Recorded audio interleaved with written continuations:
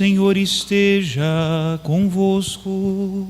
Ele está no meio de nós. Proclamação do Evangelho de Jesus Cristo segundo Lucas. Glória a vós, Senhor. Naquele tempo disse Jesus a seus discípulos: não tenhais medo, pequenino rebanho, porque foi do agrado do Pai dar a vós o reino. Vendei vossos bens e dai esmola, fazei bolsas que não se estraguem, um tesouro no céu que não se acabe, ali o ladrão não chega, nem a traça corrói. Porque onde está o vosso tesouro, aí estará também o vosso coração. Que vossos rins estejam cingidos e as lâmpadas acesas. Sede como homens que estão esperando o seu Senhor voltar de uma festa de casamento, para lhe abrirem imediatamente a porta, logo que ele chegar e bater. Felizes os empregados que o Senhor encontrar acordados quando chegar. Em verdade eu vos digo, ele mesmo vai cingir-se, fazê-los sentar-se à mesa e passando os servirá. E caso ele chegue à meia-noite ou às 3 da madrugada, felizes serão, se assim os encontrar. Mas ficais certos, se o dono da casa soubesse a hora em que o ladrão iria chegar, não deixaria que arrombasse a sua casa. Vós também, ficai preparados, porque o Filho do Homem vai chegar na hora em que menos esperardes. Então Pedro disse: Senhor, tu contas esta parábola para nós ou para todos? E o Senhor respondeu: quem é o administrador fiel e prudente que o Senhor vai colocar à frente do pessoal de sua casa para dar comida a todos na hora certa? Feliz o empregado que o patrão, ao chegar, encontrar agindo assim. Em verdade eu vos digo, o Senhor lhe confiará a administração de todos os seus bens. Porém, se aquele empregado pensar: meu patrão está demorando, e começar a espancar os criados e as criadas, e a comer, a beber e a embriagar-se, o senhor daquele empregado chegará num dia inesperado e numa hora imprevista. Ele o partirá ao meio e o fará participar do destino dos infiéis. Aquele empregado que, conhecendo a vontade do Senhor, nada preparou, nem agiu conforme a sua vontade, será chicoteado muitas vezes. Porém, o empregado que não conhecia essa vontade e fez coisas que merecem castigo, será chicoteado poucas vezes. A quem muito foi dado, muito será pedido. A quem muito foi confiado, muito mais será exigido. Palavra da salvação. Glória a vós, Senhor.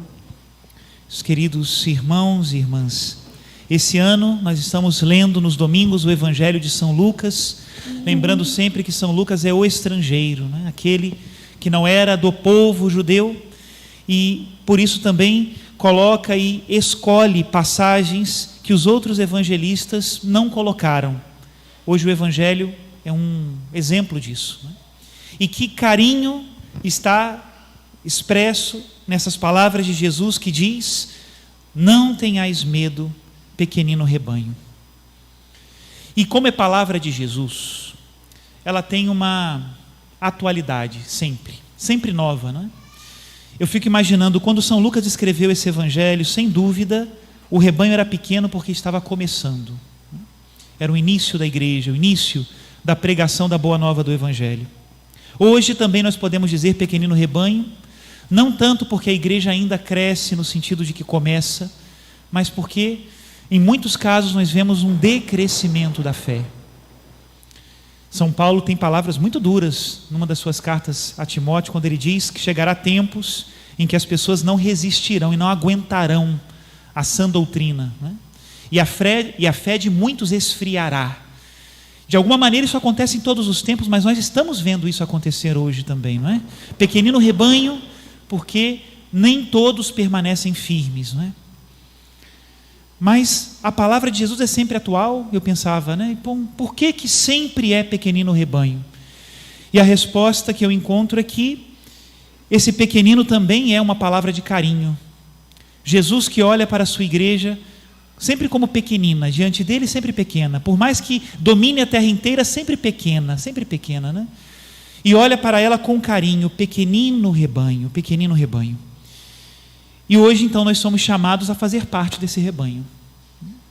O que faz com que nós sejamos rebanho de Jesus? O que faz com que nós possamos nos chamar irmãos e irmãs de verdade, não é? Se você encontra com alguém na rua que é, por exemplo, de cultura cristã, ainda que não frequente, que não receba os sacramentos, que não escute e nem medite a palavra de Deus, se é cristão, nós podemos chamá-los de irmãos, não é? Porque temos a mesma fé, mais ou menos, né? Recebemos o mesmo batismo, temos como mãe a igreja que nos dá os sacramentos, que nos instrui, que nos ensina, mas existe algo mais profundo que nos faz irmãos e irmãs. É um passo a mais depois da porta do batismo, e é isso que nós precisamos procurar hoje, quando o Evangelho nos chama à vigilância, ao Senhor que vai chegar. E nós devemos estar com os rins cingidos e as lâmpadas acesas. O que me faz verdadeiramente irmão e irmã neste rebanho de Jesus? A primeira leitura de hoje diz assim, muito poética a primeira leitura do livro da sabedoria: os piedosos filhos dos bons ofereceram sacrifícios secretamente e de comum acordo fizeram este pacto, que os santos participariam solidariamente dos mesmos bens e dos mesmos perigos, isto enquanto entoavam antecipadamente o cântico de seus pais. Eu pensava, aqui estão os 3 elementos que nos fazem verdadeiro rebanho de Cristo: os bens que nós participamos em comum, os perigos que também nós sofremos em comum, e o cântico dos nossos pais, a fé que nós recebemos daqueles que viram o Senhor, daqueles que foram tocados por Deus, dos apóstolos, dos padres da igreja, daqueles que transmitiram para nós a fé com fidelidade, né? Isso nos faz irmãos. Precisamos pensar nisso. Também no sentido da família, é isso que nos une: participar dos mesmos bens, participar das mesmas dores e cantar o mesmo cântico, ter a mesma profissão de fé. O Concílio Vaticano II, ele coloca isso de uma maneira muito bela, num dos seus documentos sobre a igreja, número 8, Lumen Gentium. Ele diz assim: a igreja peregrina entre as perseguições do mundo e as consolações de Deus, anunciando a cruz e a morte do Senhor até que Ele venha. Isso nos faz irmãos. Caminhamos em meio às perseguições do mundo e às consolações de Deus, proclamando a nossa fé em Cristo. Esse é o nosso cântico, não é? E por que é importante falar sobre isso hoje? Ontem já, na homilia, eu já refletia sobre isso no primeiro dia da novena. E me parece uma coisa muito certa e muito verdadeira e muito necessária. Meus irmãos, nós não podemos transformar a igreja numa prestadora de serviços. Já prestaram atenção nisso?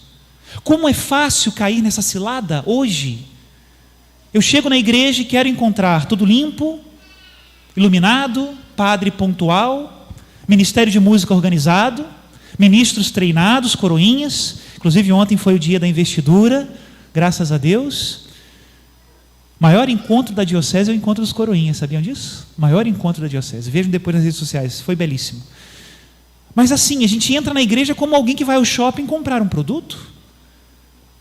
Será que nós estamos entrando na igreja como rebanho de Cristo, como família de Deus?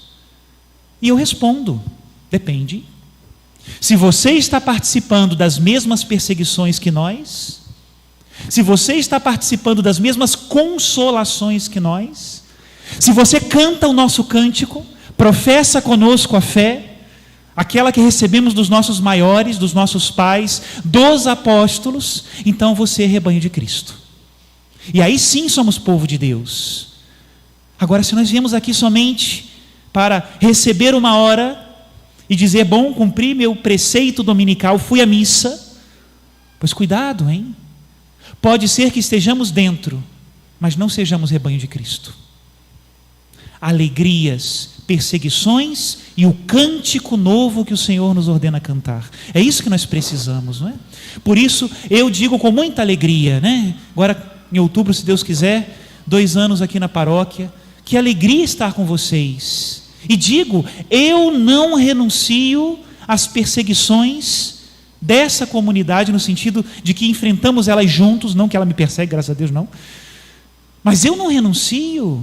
Como eu posso renunciar às angústias, às dores, aos sofrimentos, às preocupações de vocês?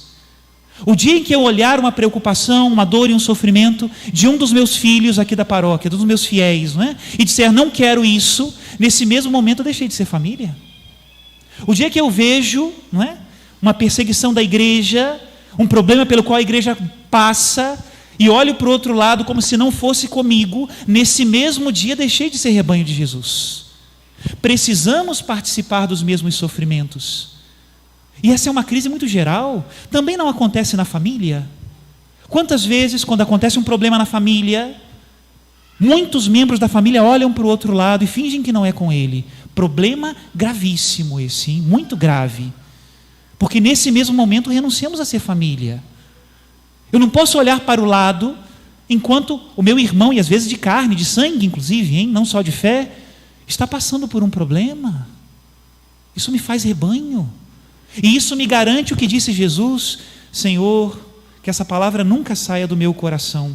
Não tenhais medo, pequenino rebanho, diz o Senhor no Evangelho de hoje, pois foi do agrado do Pai dar a vós o reino. Não renuncio às perseguições e às angústias, não posso. Do mesmo modo também, sou família de Deus com vocês, quando eu não renuncio às consolações e às alegrias de estarmos unidos, não é? Quando nós falamos assim, parece que, não, padre, essa é a parte fácil, não é? A parte fácil é estar junto nas alegrias e nas consolações. Nem sempre, hein? Uma vez eu escutava um amigo e ele disse isso com muita verdade. Ele veio se aconselhar comigo e dizia, padre, olha, para mim tem uma coisa que me deixa assim um pouco, não sei como agir. Eu falei, o quê? Dizia, eu não posso contar as minhas alegrias, os meus sucessos e as minhas vitórias para todo mundo. Porque eu percebo que algumas pessoas, quando escutam isso, têm inveja. Não comemoram comigo, ficam tristes com a minha vitória. Eu dizia, claro, porque tem coisas que a gente só partilha com os irmãos. Partilhar das alegrias da igreja, ver os sucessos do outro como meus também, se alegrar com os que se alegram, é fazer parte da família de Jesus. Pequenino rebanho de Deus, nas alegrias e nas tristezas. Que bom é estar com Ele, meus irmãos. Não renunciemos também às alegrias. Se o outro cresce, eu cresço com ele. Não existe essa competição. Quantos grupos e quantas coisas tentam colocar isso no nosso coração? Que quando o outro cresce eu diminuo? Por quê? Que quando o outro vai bem é pior para mim? Por quê? Essa história diabólica de luta de classes, diabólico. Quando o outro cresce, eu também cresço, se há caridade. Se há caridade. E por último, o cântico novo. Cântico novo. Meus irmãos, temos uma fé que nos dá uma alegria imensa. O livro da sabedoria diz: entoavam antecipadamente os cânticos de seus pais. Engraçado, não é? Os pais que vieram antes me ensinaram um cântico que eu canto no presente, mas na verdade o que eu canto é a esperança de um futuro que virá, do céu que me espera, da alegria de estar com Deus. Cântico que sustenta a minha fé e que o mundo precisa aprender a cantar. É por isso que eu prego o Evangelho. As pessoas dizem: padre, não precisamos mais pregar o Evangelho, temos que respeitar aqueles que... Bom, eu respeito a todos, mas assim como eles anunciam o que creem, eu anuncio o que eu creio. E mais, eu creio firmemente que aquele que conhece a Cristo é mais feliz, tem vida plena, e é por isso que eu o anuncio. Não é mais um produto na prateleira em que você pode escolher esse ou aquele e no final a receita sai igual. Não. Jesus tem um diferencial, ele é o Filho de Deus. E é por isso que eu anuncio. Esse é o meu canto. E essa é a minha grande alegria. Por isso, irmãos, que vossos rins estejam cingidos e as lâmpadas acesas. Claro, primeiro domingo de agosto, nesse domingo nós lembramos a vocação dos bispos, dos padres e dos diáconos, não é? Aqueles que dirigem a comunidade. E aí quando você escuta no Evangelho, quem é o administrador fiel e prudente que o Senhor vai colocar à frente do pessoal de sua casa para dar comida a todos na hora certa? Nessa hora o padre reza e treme, né? Fala: Senhor, será que eu estou fazendo bem o serviço? E a minha resposta é essa: quem o Senhor encontrará acordado quando chegar? Aqueles que não renunciarem às perseguições, aqueles que não renunciarem às alegrias e aqueles que continuarem sustentando o cântico novo, que é a fé em Cristo Jesus. Que o Senhor nos dê essa perseverança. Louvado seja nosso Senhor Jesus Cristo.